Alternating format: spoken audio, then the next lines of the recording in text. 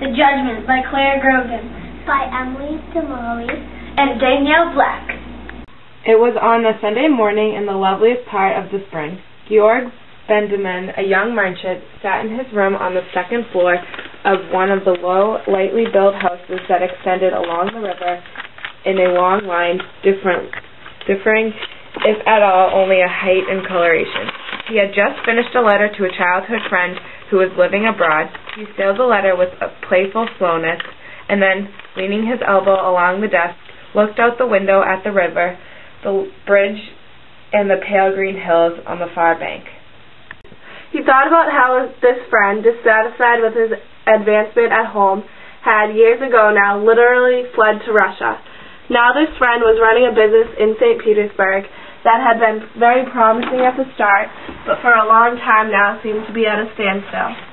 What was one to write to a man like that, who had obviously taken a wrong course, whom no could pity but not help? It would mean telling him that his friends were the only ones with any sense, and that he was just a grown-up child who should merely obey his successful friends that had stayed at home.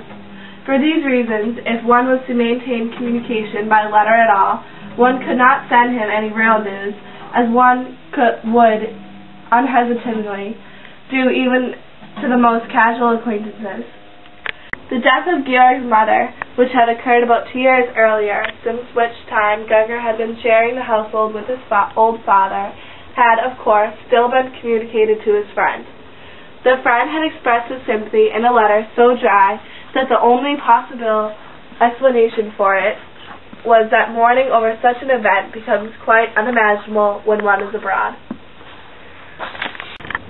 A month earlier, Georg had become engaged to Miss Frida Brandenfeld, a girl from a well-to-do family. Will you marry me? Yes. Oh, I'm so happy. Dear friend, I would like to inform you of the engagement of a man of no consequence to an equally inconsequential girl. Sincerely, Georg. Why don't you tell him that it's us that's getting married? I don't want to bother him, make him feel like he has to come. I mean, he'd probably come anyway, but then he'd go back discontented and alone, and that discontentment would never end. But I do have a right to meet all of your friends. If you have friends like that, you shouldn't become engaged at all. It really does make me sad. I guess I'll tell him the truth. That's how I am, and he's got to accept that. With this letter in his hand, Georg had sat at his desk for a long time, his face turned toward the window. When an acquaintance had greeted him from the street, passing by, he had barely responded with an absent smile.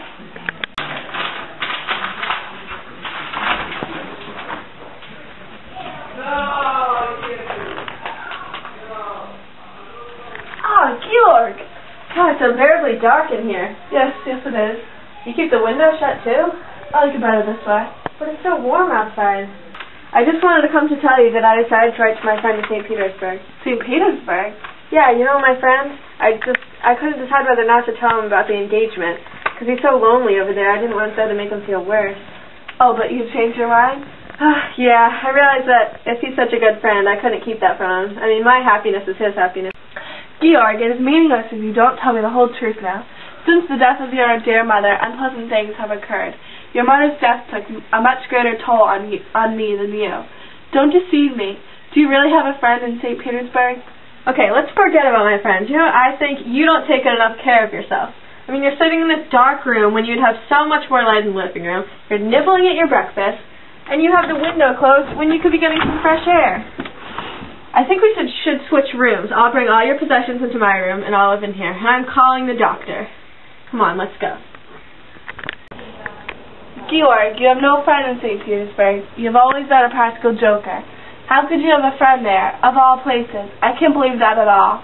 I still recall that you didn't particularly like him. Of course I could understand that. He was pretty peculiar. But then, after all, you did get along with him. You had some conversations about the Russian Revolution. I was proud of you for being intrigued. Let's go off to bed.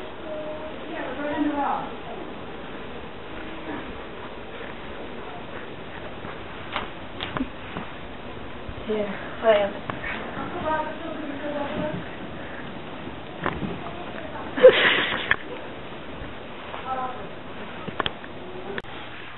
Do you remember him now? Am I all covered up?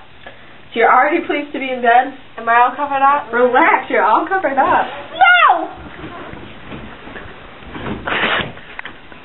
You wanted to cover me up? I know, offspring of mine, but I am not covered up yet. Of course I know your friend.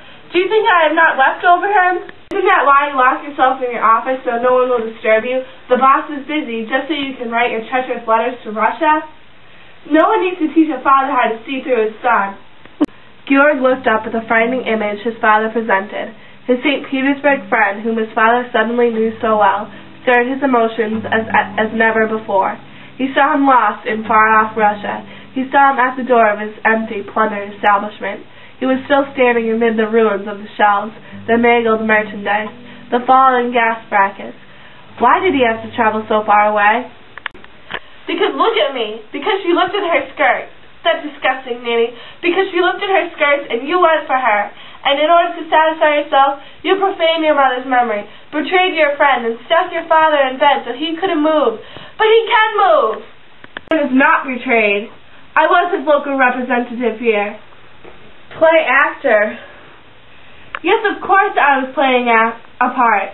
Play actor? What a good expression.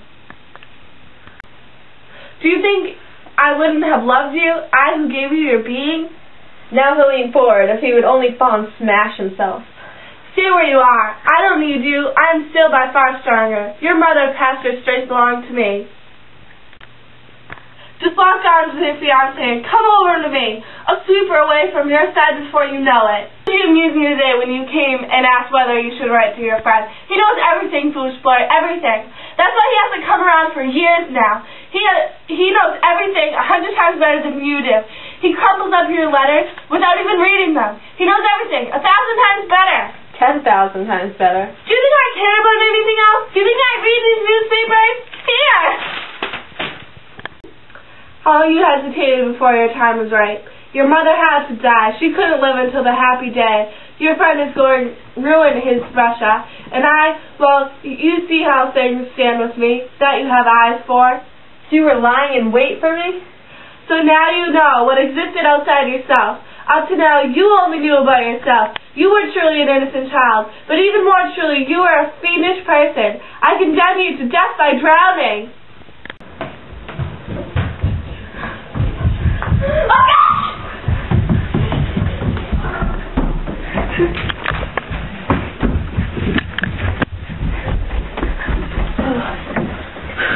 Dear parents, I did always love you.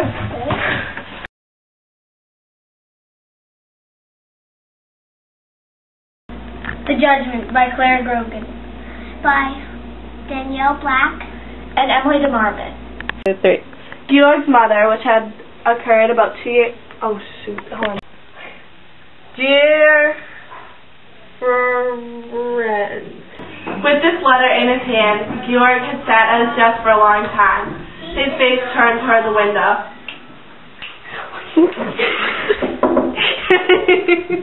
That could be... Are you recording? I'm recording. Okay. Therefore, Stop recording me. We're not in video.